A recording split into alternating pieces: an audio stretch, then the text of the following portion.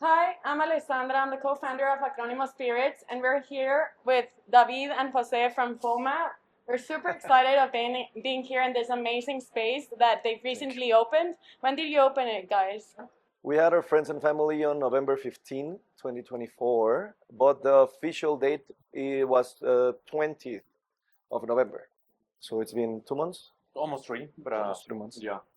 And tell me a bit of the story behind, because I know there's kind of like an acronym behind the word actually FOMA. If you can tell me a bit about that and what's the story behind that name? Yes. Well, Jose and me used to work in a big name bar that is Handshake, Speakeasy, and then we used to work there for 4 years. And in some night, one person appears and offer us a nice proposal for open a bar. And basically, this is the beginning of this story. Yep. But what are like the two words behind the name of FOMA? Like, because I think there are two words that create actually that Yeah, name, so right? FOMA means form plus matter. That's the name of the bar, which is the intention behind how you give form to matter. So like how you take a plant and make sotol, or how you make lemonade with lemons. That's why we decided to name it FOMA, because we as humans decide that the matter of us being beings is the form of hospitality. And also is the intentionality behind how we create cocktails and how we take really seriously the form and the matter of the ingredients and how we use them to make a delicious drink. Yeah, basically the menu is created by about experiences and travels around the world. So we visit many places and we focus on traditions, tendencies, flavors, aromas, markets, spaces, everywhere, or everything. And then we put all together and becomes in a liquid way in a cocktail. And I also heard that you have a lab behind the bar. What happens there? Can you tell me a bit about that? So the idea about the lab was inspired by the tendency that the new big cocktail bars around the world have in having a laboratory, or so they say. This is because you use centrifuges or rotovapes or like lab equipment that's usually not used in cooking. And I love going to a restaurant that has an open kitchen. So we figured when we own a bar, we want to have an open lab. So that's a space that during service, you're able to see how they do prep, do R&D, like the mise en place, everything happens. So it's like a little stage that you're able to see how people are, creating the drinks you're having. That's amazing. That's amazing. And this project is beautiful, and I invite you all to come and visit it. And you'll find like beautiful like marble, wooden, and like the design is just super unique. And obviously the cocktails are delicious. But I mean, now we're just seeing the tip of the iceberg, right? Like I guess there's a lot of stories behind the becoming of FOMA. If you can tell me a bit about yourself, and then we'll jump into you, David. If you can tell me what's the story of Jose. Well, the story of Jose bartending is I used to be a filmmaker back in Canada. I lived there for almost 10 years. And back in the days, a brand hired me to do a cocktail competition, photos and videos, like do the ads for them. And I fell in love with the storytelling behind bartending. So I figured, why not give it a try? I was a barback for 2 years.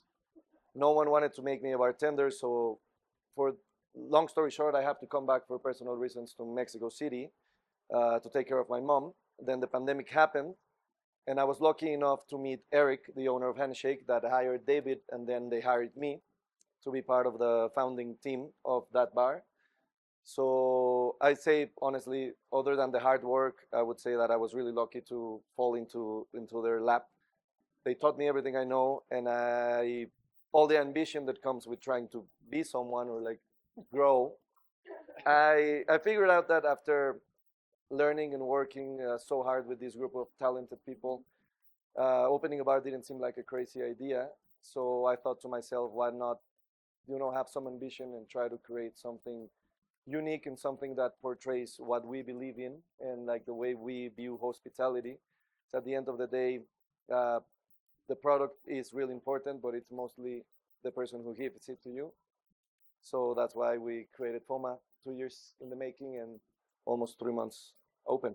Our job is to make people happy, like no matter what. If someone wants to, we can have all the crazy cocktails in the world. If they want rum and coke, it's amazing. We can do rum and coke, and we'll be happy to make it. Or if you want a beer, if you want wine, like there's the offer that our job in hospitality is to make your life better because you intentionally decided you wanted to come and spend your money here. So I feel that the least any of us can do is try to give you the best experience possible. Like that's what we do. Like that's like we are passionate for cocktails, we're passionate for food, spirits, but at the end of the day, the most important, like the main character in the bar is our guest. I think the intention of the form and matter is that. So the matter are us, all staff, and the form is the hospitality. At the end is the principal way. And David, tell me a bit about your story. How did you started bartending? Where was your first job? Give me a bit of spice. Yeah, I started working on a resort, and I was entertainer, pool entertainer. So I was part of the cheerleaders. I don't know what's the correct name. What was your favorite song? A lot. The choreographies and a lot of things like Coco Bongo, I think it's his favorite. Yeah. With a green mask, you know, with and a yellow suit. But yeah, I started there, and I used to live there for 2 years. Okay. And 1 year in the hotel or the resort, then cruises and the local bars in Playa del Carmen. So I started bartending there, and that was 12 years ago. So then I moved back to Mexico City, and I started working again in hotels and then bars. And David, do you remember a challenging moment behind the bar? And what did you think at that moment? And what inspired you to keep on in this really cool but also challenging profession? Yeah, well, I think the very big point it's when I just met Eric, Mm-hmm. and I quit my old job for be part of the project with him. So we create Brujas, and then we create a handshake. So that part, it was the crucial moment for me because I started like being a professional bartender. You know, like working in a Michelin star or something like that restaurant, but in a bar. That was the challenge. That was But what inspired you to keep on going? Was it kind personal growth. Okay. Yeah, and professional also. So be better every day. Just learn and be part of. which is the philosophy with our team members and our staff here is the philosophy of Kaizen, which is if you don't do something amazingly today, but you really tried and then the next day you do it this much better, we're not going to be upset. We're going to be proud because you are intentionally trying to be better. And I think in most industries, you reach a point in which you feel so comfortable with what you have and what you do that you don't want to overcome that comfort and you don't look for a space to grow. And I think that's what we challenge our staff members to be like, okay, if you're already super good at making cocktails, maybe you could be better in administration, or maybe you want to go into PR or marketing, for bars and restaurants, or maybe you want to be a better server, a better host, maybe you want to learn wine, maybe you want to learn spirits, maybe you want to get into the lab. Like there's always an area in which you could, make your expertise bigger and therefore give you more assets so that whenever the time comes, the next project you're part of is not something worse, is something better. At the end of the day, everyone that stepped foot in this place as our staff members will represent who we are and the way we do things and how proudly we carry them. So we got to try our hardest to be the best person we can each day so that whenever they have their chance to open their bar or to consult bars or travel the world or open their own distillate, like who knows, they can be better people. And in your case, Jose, because it seems that you're very you've built a really strong character, and I can say that for both of you. What kept you going throughout these years? What helped you build this philosophy? Because it seems that you have it very clear on your mind. This character build, like creating this philosophy it had to do a lot with having a lot of mistakes.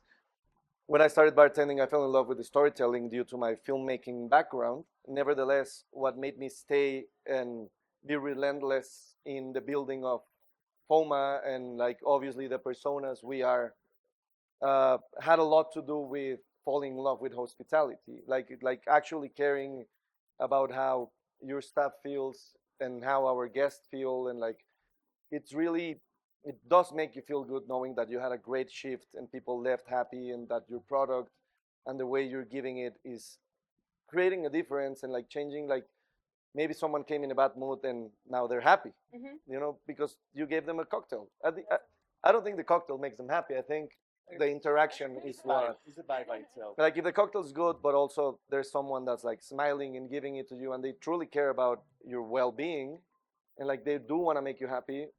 I think it has a lot to do with the character. I was really bad at hospitality at the beginning.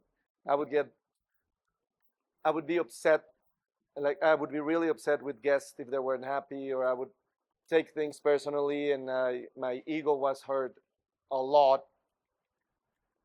So, in my philosophy of always trying to improve in something, I think for a moment I focused a lot in lab techniques and cooking and cocktail creation and all of this behind the curtain, like stuff, which is also really important. But then when I showed it to guests, sometimes I was not my greatest version.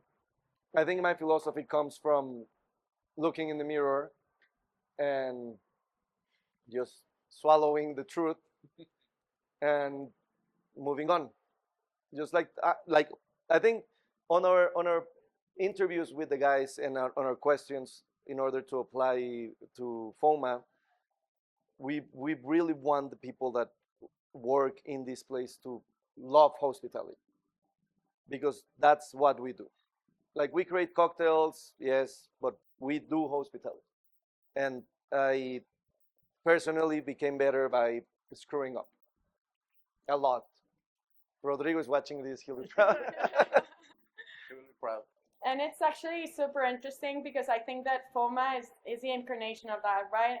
You have delicious cocktails. When people come here, they come out happier. So I basically think that like your purpose and what you've learned as a person has been portrayed in this beautiful space. So congratulations to that, guys. And I wanted to ask you, what have you learned about Sotol? Like when you tried it, like has it taught you something? This spirit in particular? Well, I'm from Chihuahua, so Of course, I know about stuff. I think Sotol it's a plant that's so tough for it to survive and like to thrive.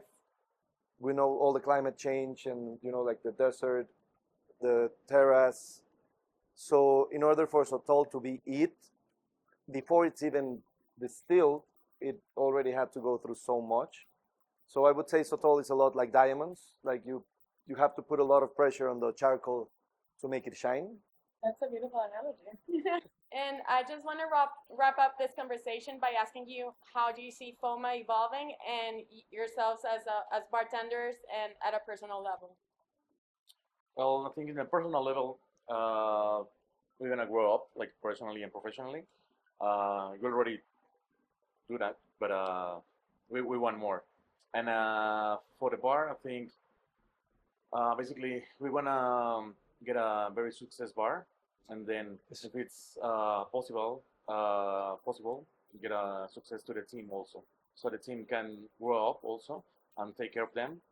And for me, just at the end, be one of the top bars in Mexico and then in the world. Cheers. We're in manifestation, so Cheers to that. that will happen for sure. And what about you, Jose? Well, the two goals that FOMA has that's also been talked to our team is we want to be a bar that is successful, has people, makes people happy, and can expand, open other bars, open coffee shops, restaurants, you know, like grow hospitality. And just as important is to develop professionals. And I think that also goes for ourselves. We also have a lot of things to learn and to be better at. So that's the two goals that are the most important of FOMA, to be a great bar, a successful bar that creates professionals. And personally, I do want to be like one of the best in the industry someday in the world, and I want that to show through my work, our places, and our staff.